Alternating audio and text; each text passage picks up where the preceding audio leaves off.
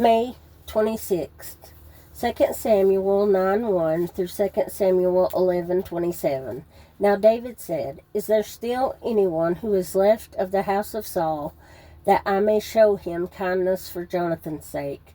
And there was a servant of the house of Saul, whose name was Ziba.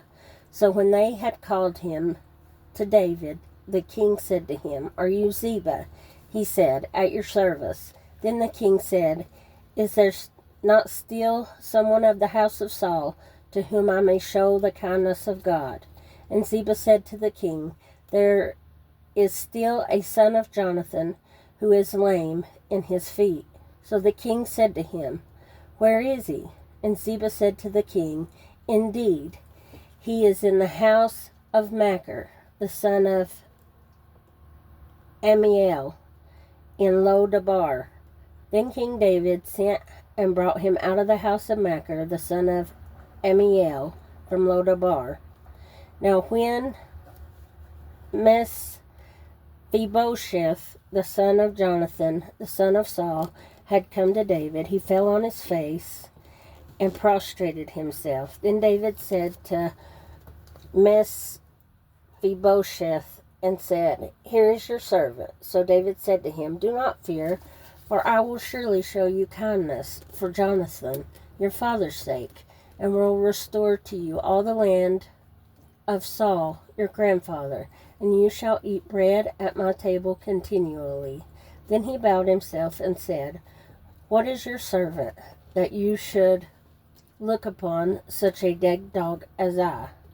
And the king called to Ziba, Saul's servant, and said to him, "I have given to your master's son all that belonged to Saul, and to all his house. You, therefore, and your sons and your servants shall work the land for him, and you shall bring in the harvest, that your master's son may have food to eat. But Mephibosheth, your master's son, shall eat bread at my table always."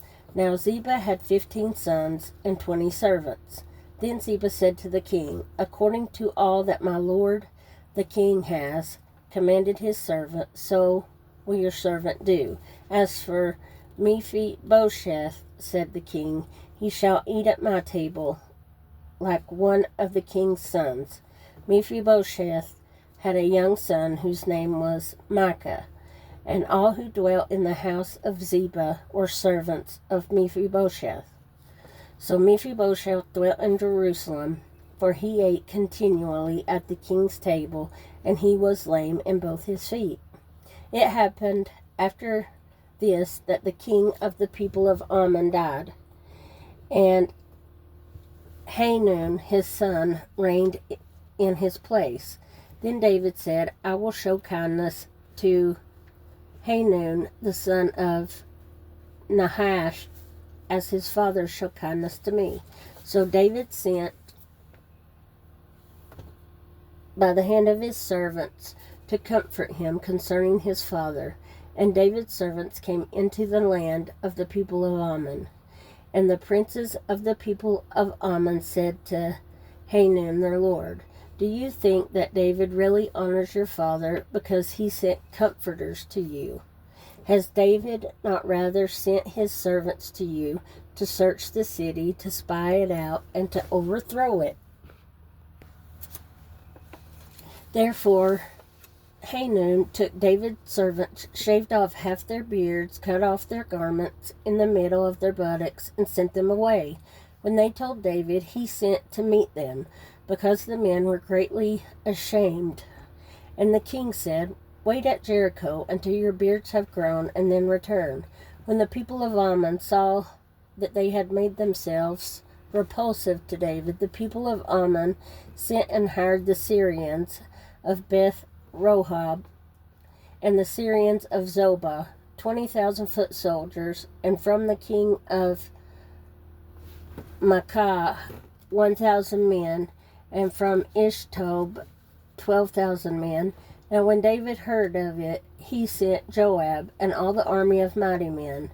Then the people of Ammon came out and put themselves in battle array at the entrance of the gate, and the Syrians of Zobah Beth Rehob, Ish-Tob, and Maacah were by themselves in the field. When Joab saw the battle line was against him, before and behind, he chose some of Israel's best and put them in battle array against the Syrians, and the rest of the people he put under the command of Abishai his brother, and he might set them in battle array against the people of Ammon. Then he said, If the Syrians are too strong for me, then you shall help me. But if the people of Ammon are too strong for you, then I will come and help you. Be of good courage, and let us be strong for our people and for the cities of our God. And may the Lord do what is good in his sight. And Joab and the people who were with him drew near for the battle against the Syrians, and they fled before him. When the people of Ammon saw that the Syrians were fleeing, they also fled before Abishai and entered the city. So Joab returned from the people of Ammon and went to Jerusalem. When the Syrians saw that they had been defeated by Israel, they gathered together. Then Hadadezer sent and brought out the Syrians who were beyond the river, and they came to Halam, and Shobach, the commander of Hadadezer's army, went before them. When it was told David, he gathered all Israel, crossed over the Jordan, and came to Halam. And the Syrians set themselves in battle array against David and fought with him. Then the Syrians fled before Israel, and David killed 700 charioteers and 40,000 horsemen of the Syrians, and struck Shobach, the commander of their army, who died there. And when all the kings who were servants to Hadadezer saw that they were defeated by Israel, they made peace with Israel and served them. So the Syrians were afraid to help the people of Ammon anymore. It happened in the spring of that year, at that time, when the kings go out to battle, that David sent Joab and his servants with him, and all Israel, and I'm sorry, I've got to get another pair of glasses. These are broke right in the middle and they keep falling. Sorry. It happened in the spring of the year at that time when the kings go out to battle that David sent Joab and his servants with him and all Israel.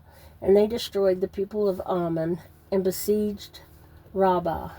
But David remained at Jerusalem. Then it happened one evening that David arose from his bed and walked on the roof of the king's house. And from the roof he saw a woman bathing. And the woman was very beautiful to behold. So David sent and inquired about this woman. And someone said, Is this not Bathsheba, the daughter of Eliam, the wife of Uriah the Hittite?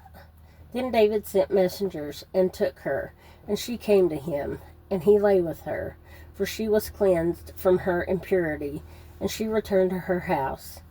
And the woman conceived. So she sent and told David and said, I am with child. Then David said to Joab, saying, Send me Uriah the Hittite. And Joab sent Uriah to David. When Uriah had come to him, David asked how Joab was doing, and how the people were doing, and how the war prospered. And David said to Uriah, Go down to your house and wash your feet. So Uriah departed from the king's house, and a gift of food from the king followed him.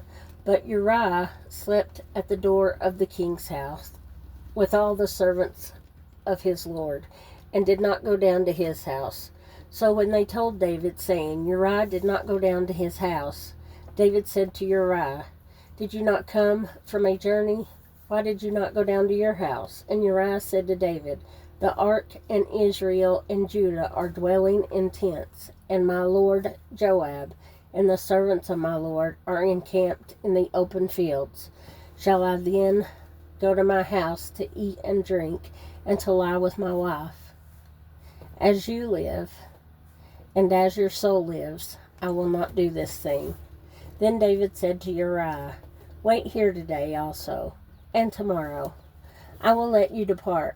So Uriah remained in Jerusalem that day and the next.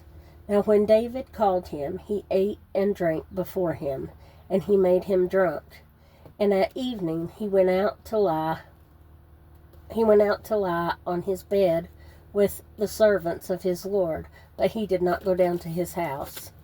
In the morning it happened that David wrote a letter to Joab and sent it by the hand of Uriah. And he wrote in the letter saying, "Set Uriah in the forefront of the hottest battle, and retreat from him, that he may be struck down and die." So it was, while Joab besieged the city, that he assigned Uriah to a place where he knew there was valiant men. Then the men of the city came out and fought with Joab, and some of the people of the servants of David fell, and Uriah the Hittite died also. Then Joab sent and told David all the things concerning the war, and charged the messenger, saying, "When you have finished telling the matters of the war to the king, if it happens that the king's wrath rises, and he says to you, 'Why did you approach so near to the city when you fought? Did you not know that they would shoot from the wall? Who struck Abimelech, the son of Jerubbesheth? Was it not a woman who cast a piece of a millstone on him from the wall, so that he died in the Bez? Why did you go near the wall? Then you shall say, your servant Uriah the Hittite is dead also." So the messenger went and came and told David all that Joab had sent by him. And the messenger said to David, "Surely the men prevailed against us, and came out to us in the field. Then we drove them back as far as the entrance of the gate. The archers shot from the wall at your servants, and some of the king's servants are dead, and your servant Uriah the Hittite is dead also." Then David said to the messenger, "Thus you shall say to Joab, do not let this thing displease you, for the sword devours one as well as another. Strengthen your attack against the city and overthrow it, so encourage him." When the wife of Uriah heard that Uriah her husband was dead, she mourned for her husband. And when her mourning was over, David sent and brought her to his house, and she became his wife and bore him a son. But the thing that David had done displeased the Lord. John 15:1-27. "I am the true vine, and my Father is the vine dresser. Every branch in me that does not bear fruit he takes away, and every branch that bears fruit he prunes, that it may bear more fruit. You are already clean because of the word which I have spoken to you. Abide in me, and I in you. As the branch cannot bear fruit of itself unless it abides in the vine, neither can you unless you abide in me. I am the vine, you are the branches. He who abides in me, and I in him, bears much fruit. For without me you can do nothing.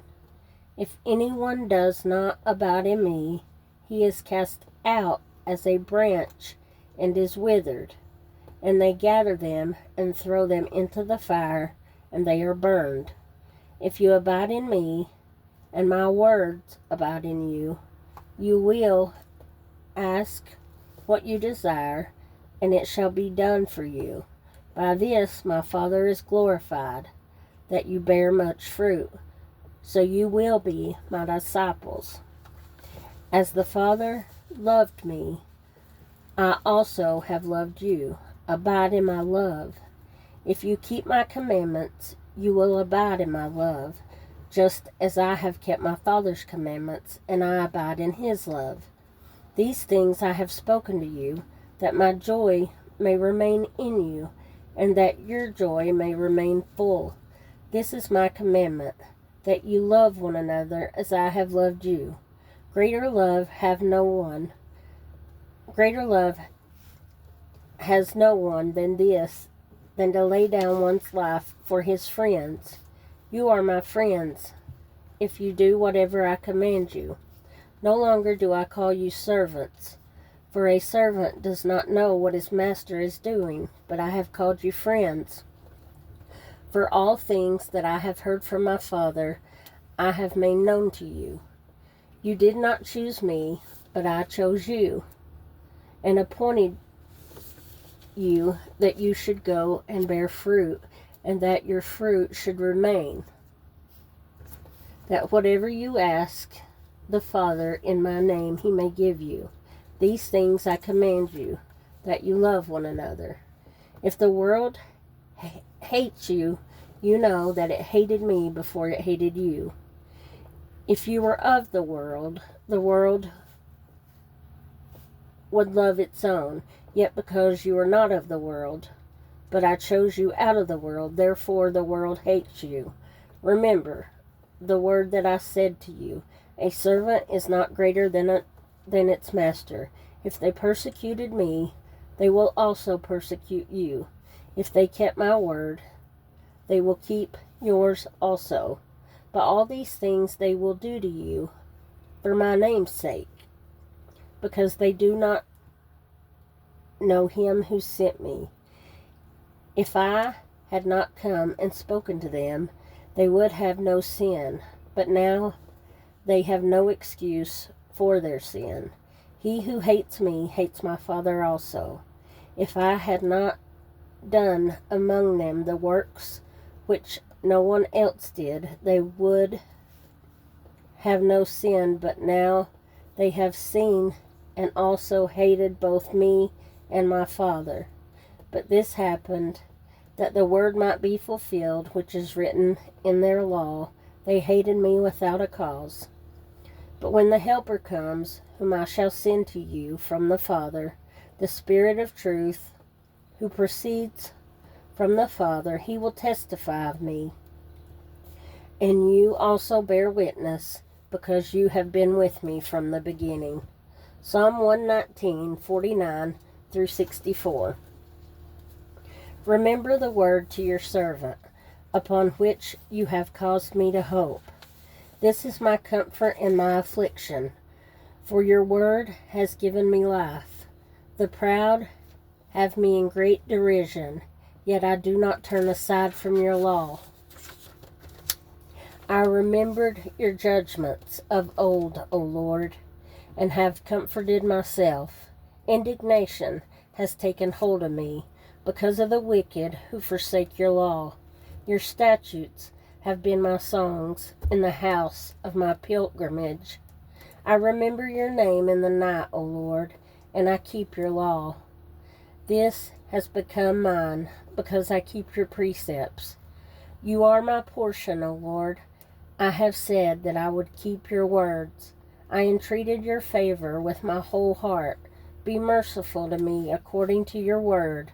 I thought about my ways, and I turned my feet to your testimonies. I made haste and did not delay to keep your commandments. The cords of the wicked have bound me, but I have not forgotten your law. At midnight I will rise to give thanks to you because of your righteous judgments. I am a companion of all who fear you, and of those who keep your precepts. The earth, O Lord, is full of your mercy. Teach me your statutes. Proverbs 16:1 through 3. The preparations of the heart belong to man, but the answer of the tongue is from the Lord. All the ways of a man are pure in his own eyes, but the Lord weighs the spirit. Commit your works to the Lord, and your thoughts will be established.